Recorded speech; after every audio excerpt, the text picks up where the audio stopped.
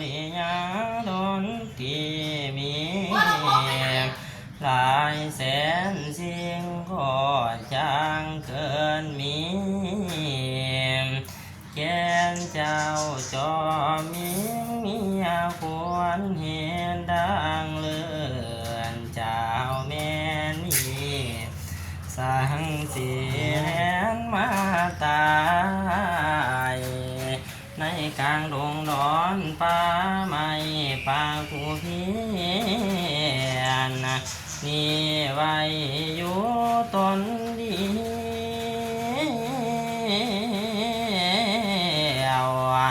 เน่าไผ่เขียวทำเถื่อนหาผู้มาเพื่อนพร้อมแล้วเพื่อนพ่อสองนะก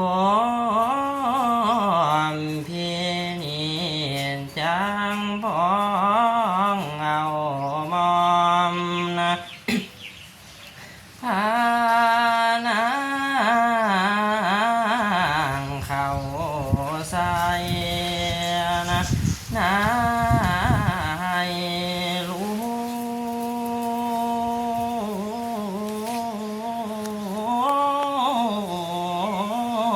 งสิ่งใดนะเด็กจางได้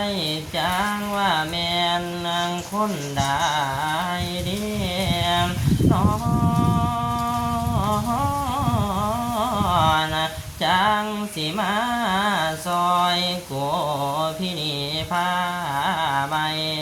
ให้มันมนเป็นลัวไผ่เดียน้อนจางสิมาสู่หัวแม่มันเทียงกามพา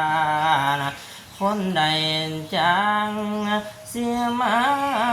ล่างหน้าแมงโอ้ดอมนะคนใดน้อ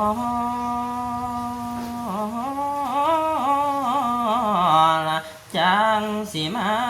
เอาผมสีเขียวหินแม้มันที่ไปขอนเก่าจังว่าแม่นคนใด